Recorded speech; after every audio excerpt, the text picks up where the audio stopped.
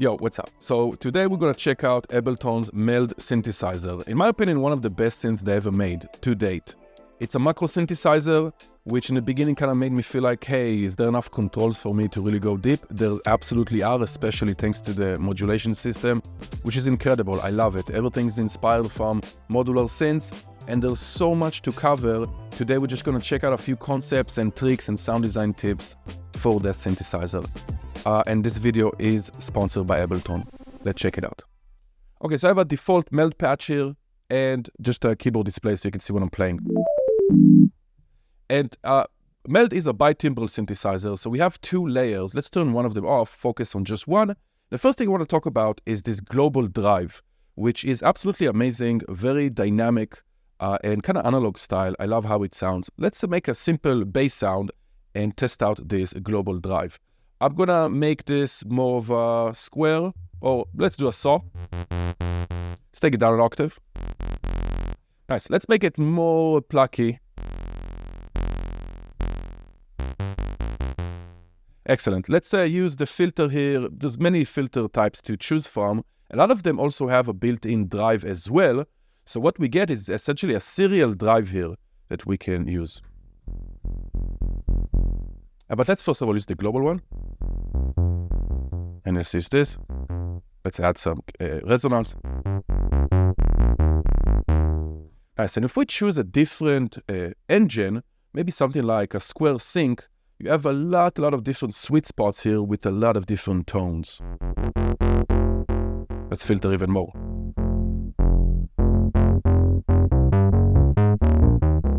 I'm gonna add some release. Let's make it monophonic.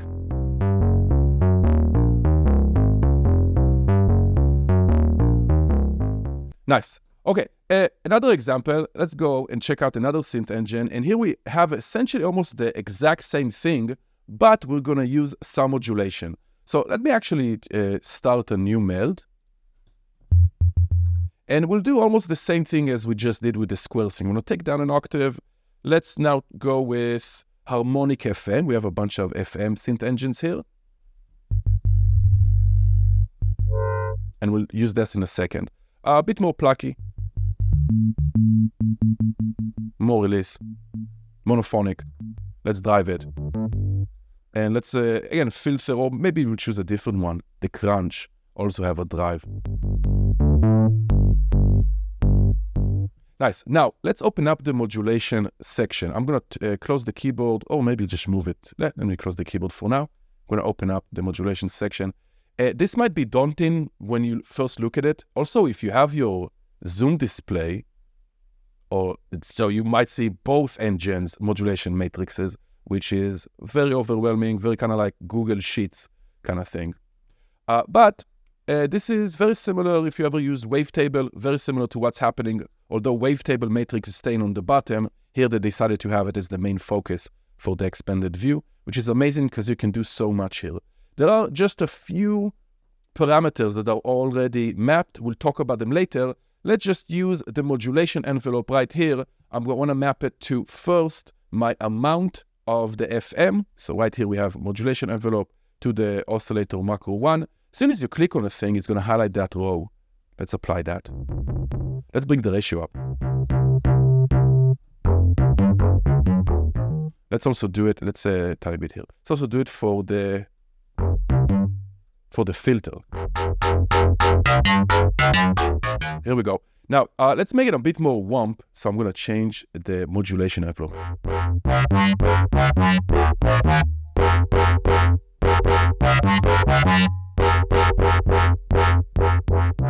Let's push D. And let's turn off B. Nice. That might be too much. Excellent. Now, the thing about these synth engines is because we only have two macro controls to control those synth engines, there's a lot of different sweet spots. So even if I move this ratio just a tiny bit, so many different tones. So highly recommended to explore, even moving those knobs just a tiny bit. You can find a lot of different variations of the sound. Now, all these presets that I'm making, you can download for free I will share a pack. This one, let's see. Let's go down octave.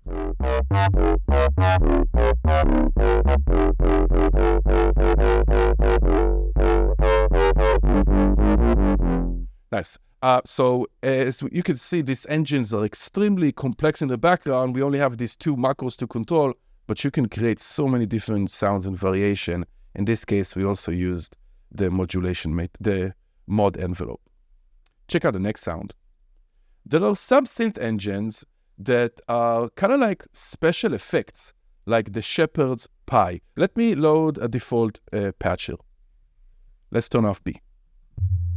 Now, the Shepard's Pi is essentially, I would say, an emulation of a Shepard's tone, where we have multiple waveforms that are different octaves, and they're slowly fading in and out of each other.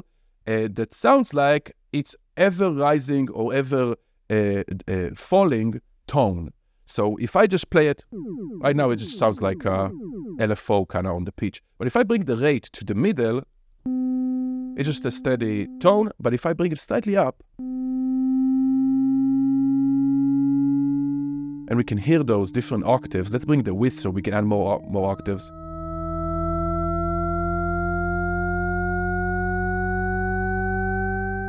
And of course, we can do a bunch of stuff. In addition, let's open the modulation matrix. Let's take LFO1. Let's go to LFOs. And let's take right now the basic shapes and we map it to one of the, maybe macro 2. Let's take envelope number 1, make it slow attack, full sustain. So we have that affect the rate of the LFO. Slower. And let's start the LFO slower. And it's just going to speed up. And I'm just holding one note. Of course, we can add anything else we want. Filter. We can also add that to the filter. To the volume. And essentially, we can create kind of this endless riser or a downlifter thanks to these special effects. And we have other stuff, like even beat grunge, which is kind of like this super old school modem, like internet. Oh, wait, let's cancel all our modulation.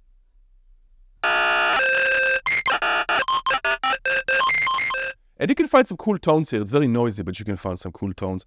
There's a lot of others to explore, but just want to point out, not all these synth engines are just purely for kind of melodic stuff. You have a lot of crazy different effects, noises that are great for layering, and even stuff for like this is for more for 808 kind of thing. Let's add some distortion. Nice. So check those out. Check out the next one where we kind of dive deeper into the LFO. So here, let's choose. I'm gonna create a new meld. Let's bring back our keyboard. Okay, nice. Let's turn off engine B. Sweet. So let's choose something more basic shapes. We'll do more like a saw again. And I'm going to go, instead of basic shapes, I'm going to do dual basic shapes. It's to give us 2 oscillators here. I'm going to detune them slightly so we have kind of more of a unison. Just a tiny bit.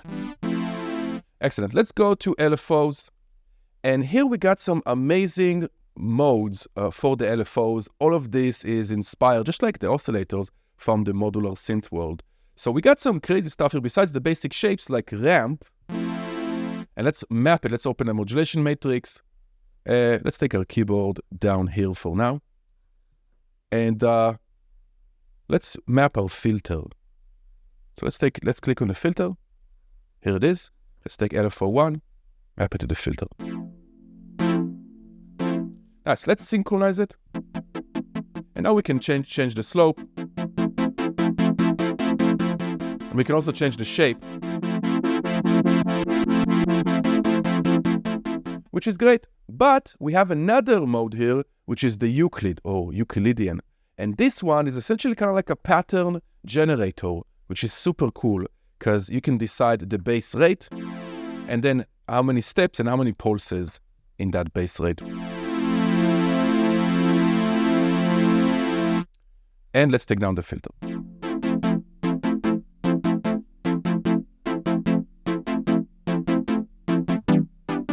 And if I change that, let's go to 16. Right, amazing stuff. Just give us a rhythm. I love it. Now, let me take off this filter modulation. And instead of LFO1, we're going to go and modulate it with LFO1 effects. And this will give us extra wave shaping effects, again, inspired by the modular synth world. So there's many here. So for example, let's do slew up and down, where we can kind of make the curves a bit more gentle, or add curves to the shape. I can also change to trigger envelope, and then it will create an envelope every time it gets a peak. Let's we might need more. Here we go. And then we have that extra decay control.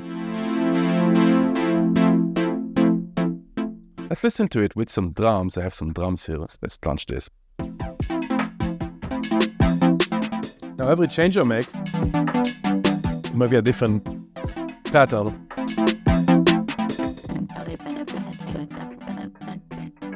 Right, so what we can also do is we can take another LFO. We have this utilitarian LFO here, just a basic LFO, and maybe we can change it to rectangle, retrigger it, and even that, just change maybe the steps of the LFO. Oh, LFO2. Let's slow it down. Let's synchronize it, slow it down.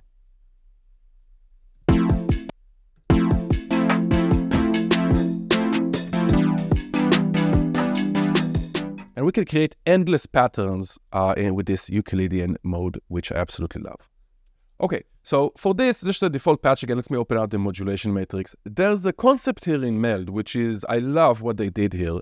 And I had an opportunity to also interview and talk to Christian, who's one of the main lead UX designer, and the programmers, Max for Cats, if anyone knows, is in charge. Even showed me like the conceptualizing of Meld in Max, similar to what Ableton back in the day did.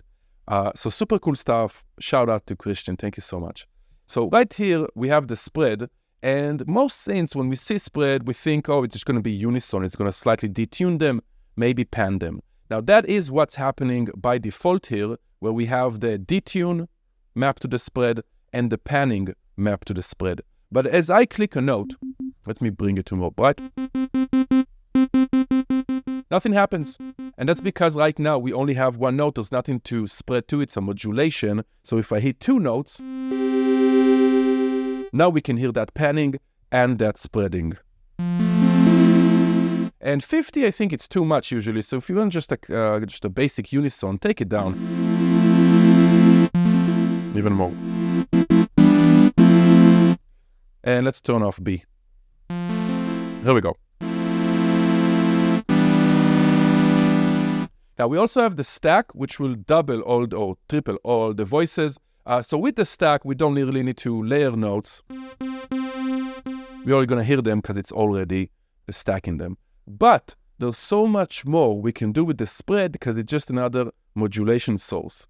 So I can even go and change it to the pitch modulation. We can even use pitch quantize here, which will quantize to the pitch, and especially if we turn on the key awareness, the scale awareness is going to lock to the selected scale on the top.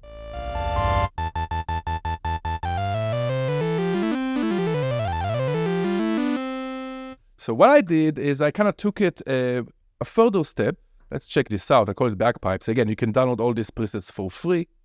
And what I did is I took the LFOs, I mapped them to the spread. So it's just going up and down the amount of spread. The spread, like we just saw, I mapped to the pitch quantize. Everything is in key, so it's locked to key. And I have another LFO just changing the rate or somewhat randomizing the rate of the first LFO.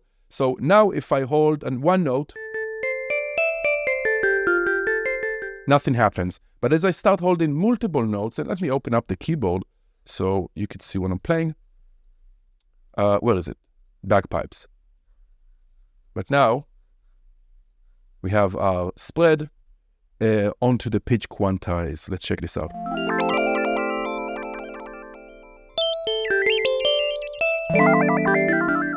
Now, it is important what kind of key you're selected here. Let's do C#, so it's going to detune everything. Now it's not playing the actual notes that I'm playing, it's playing.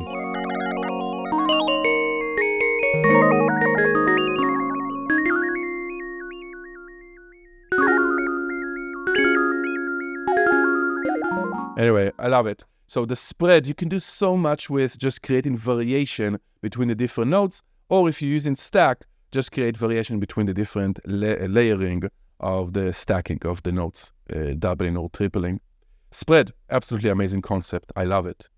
Now, there's a lot more to explore about this synth with the LFOs, in the settings you can even do glissando that will be synchronized to the key. You can turn off key tracking. There's a lot more modes with the LFOs, all this wave shaping, and as well as layering those two synth engines together and gluing them with the drive or cross-modulating them with the other synth modulators. Absolutely amazing stuff. Let me finish today by just saying two things, and then we'll check out also a sound that is layered. I'll show you what I did here. When Ableton first told me about Meld, I was kind of skeptical. I was kind of like, what? Only 2 controls for the oscillator? I need minimum 5. But as I continue exploring that, I was amazed at how beautiful this synth is, because they did something that is very hard to do. They allowed instrument to be simple for people who are just starting out, but also providing a deep potential for sound exploration thanks to all this modulation system. So it's beautiful how it can, I think, accommodate both the people who are starting out and the more nerdy advanced users. Absolutely amazing. Now, here I just layered 3 different sounds to kind of more showcase the synth. So here we have just a sub. Oh, let me go. And we do have everything key aware, and I also have the roar just to glue everything together. Nice. So this is, I have key awareness on. Right now we're on C#, so let's go there. No, I'm going to switch it to C major. Nice. We have it a few scale degrees down. Then I have the chords here. And I use the Swarm synth engines, which are really great because they already have this type of stacks of intervals on top of them, especially as you turn on the key awareness, the scale awareness, so everything will be in key.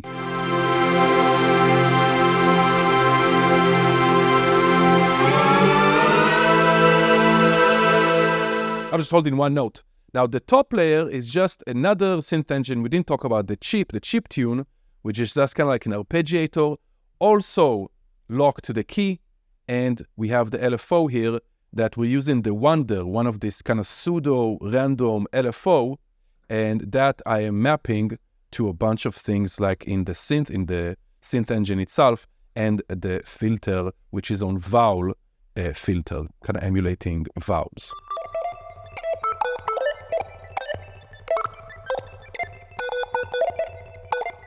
Okay, now I made sure everything has a long pitch bend here, or a high range of pitch bend, as you can see. So I can also use my pitch bend wheel. Let's start from here. Oh, let's unsolo this so we can hear all the layers.